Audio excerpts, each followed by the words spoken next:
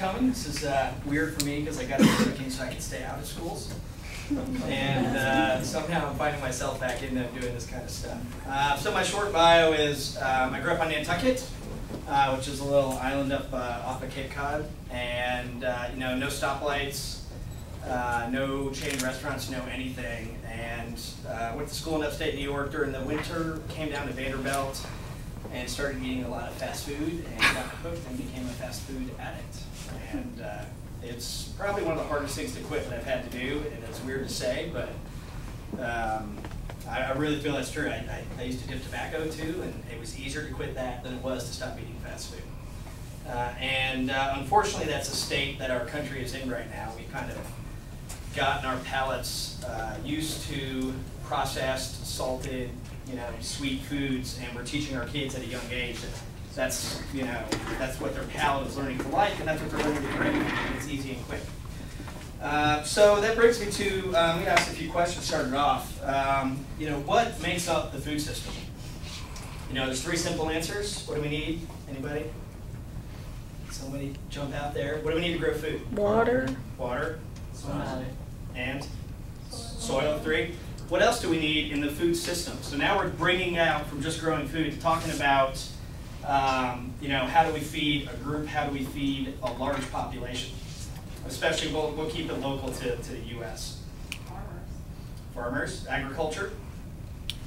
What helps agriculture?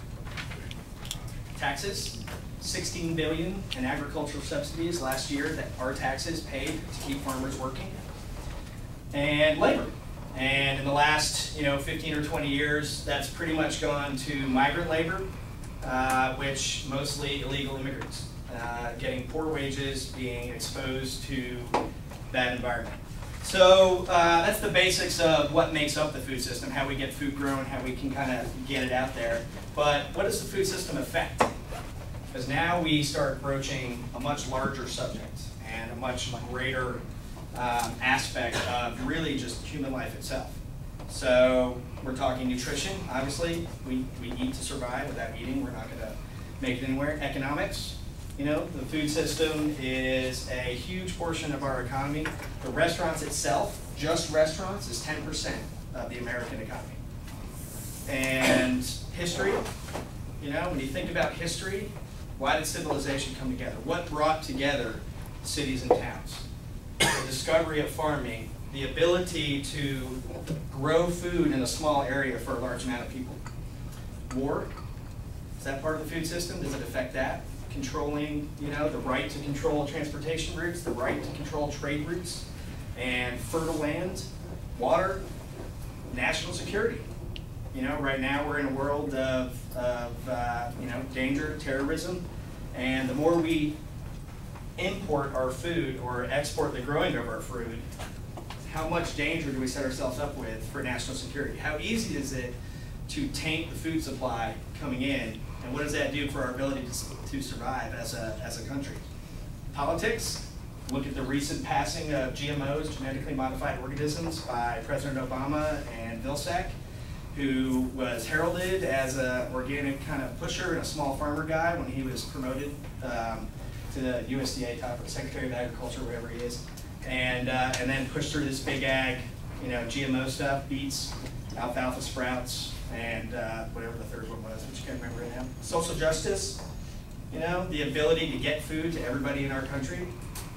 Right now, organics is 5% of the food market in America, but probably in the world. It's the fastest growing segment of the food system at 20% a year, but it's still just basically for these major food companies, just bigger than a rounding error.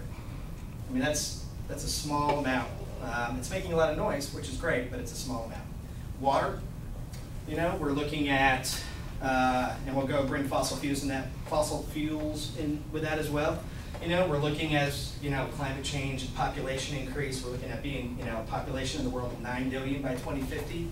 And we're having serious depletion of our water sources. And on the world front, they look at the trade in corn, the trade in soy that goes across. It's actually really, we're trading water. So we're sending water from places that have ample water and able to grow things to places in Africa, South America, where They're not being able to grow because of the climate change and the droughts that are going on down there. So really we're trading in water, decreasing fossil fuels. We're seeing that in the gas pumps right now on a regular basis. You notice how high gas costs is almost cyclical now. Every summer it's coming about. It's not just once every few years. It's coming faster and faster. And obviously climate change, which we'll get into a little bit later on. And one that I think people leave out, racial equality. What does the food system and the way we're growing food right now, what is it doing to our racial equality? Are we looking, we're looking at places in North Carolina where lower class, a lot of black families are surrounded by industrial pork factories, CAFOs, and our health issues, and they don't have the money to move, and we're making this kind of new boundaries of what used to be the ghettos in the inner city, but in rural areas where we're sticking populations of people that don't have the money to take advantage of it and get out, and the industrial farms around them are slowly killing them and keeping them stuck there. So the one thing we know is that the food system is an intricate web. If you affect any one of those areas that connect it, you're going to start affecting all the other areas. So it's an ecosystem in itself, but yet it's probably the biggest one that we have worldwide that connects everybody, especially with globalization. Because if you just start, if you affect what's going on in Africa, if you affect what's going on in South America, we're going to see effects of that here, and it might be in food prices.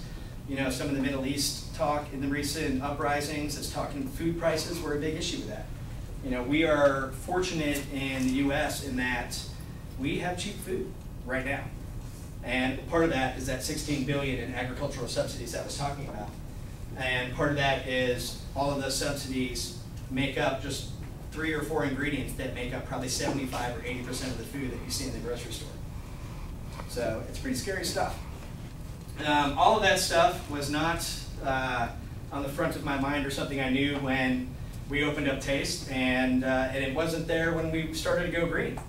It's kind of something that I just learned along the way and discovered that the more I get into it, the more passionate I become about what we're doing and why it's the right thing. And so Tayst opened 7 years ago, and I've always say I'm just a cook, and I love to cook, and I'm very passionate about cooking. And any good cook out there really has one goal, and that's to find the best possible ingredient. The better your ingredient is, the less chance you have to screw it up.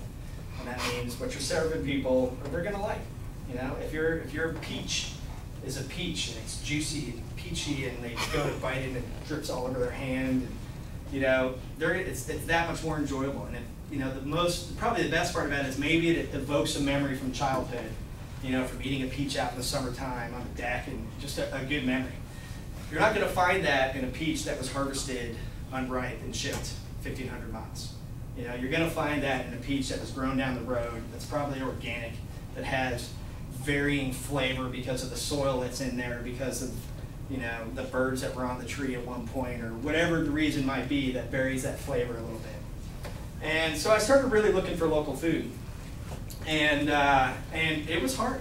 I think when we first started, there was one farmer that was delivering to restaurants, organic food, local stuff, was dealing with the Mennonites a little bit to kind of supplement his little 5-acre farm. And we used him for a few years. I used him at another restaurant before we opened Tayst, and then brought him over to Tayst. We're using him there. We found another one down at the farmer's market, and I quickly learned that he had 2 ingredients that were local, and all the other stuff on that shelf at the downtown farmer's market was from, we were there today actually, it was from Chile, Mexico, wherever it might be. So they were going to the produce auction and buying their stuff and filling that farmer's market. And I learned that, from that, hey, wait a minute, you can't just go down there, hey, I'm shopping at a farmer's market. I had to start asking questions about, where is this from? What's that from? And, the farmers down there were telling me, I got one. I don't know if you guys have ever been in the downtown market. Anybody? Nope. Yeah, okay. So unfortunately, he passed away last year at a young age. But Barnes Produce is down there, and they're right in the middle. And in the summertime, they're the tomato guys. They've got like 30 different varieties of tomato, maybe 35. And Randy was this very jovial, loud guy, long mullet, 3 teeth, and he's looking at you, and you're coming down the line. He's like, hey, he picks you out. you ever had God's tomatoes? Yeah. And he brings you over, and he like cuts all these tomatoes out, and they were heirloom tomatoes, you know, even back then, and all different kinds, and they all had their own flavors. And he knew everything about them, and they were outstanding. And I just, you know, learned to start asking questions about where the food came from. And around that time, this is probably 5 years ago now, farmers markets started popping up kind of around the city. So the Franklin Market, which is on Saturdays, which is a great market, started happening. You know, there was one in Whites Creek.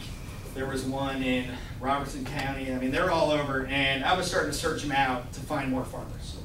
And it probably took up until maybe 2 years ago for us to develop an infrastructure of 30 to 40, maybe 50 farmers in the summertime of where we source our food, which is exactly the opposite of what happens in a regular restaurant where you have 3 suppliers and you call one and you order all your produce, and you call the other guy and you order all your meat and all your dairy and all your dry goods and all your plastics and all your chemicals and everything else.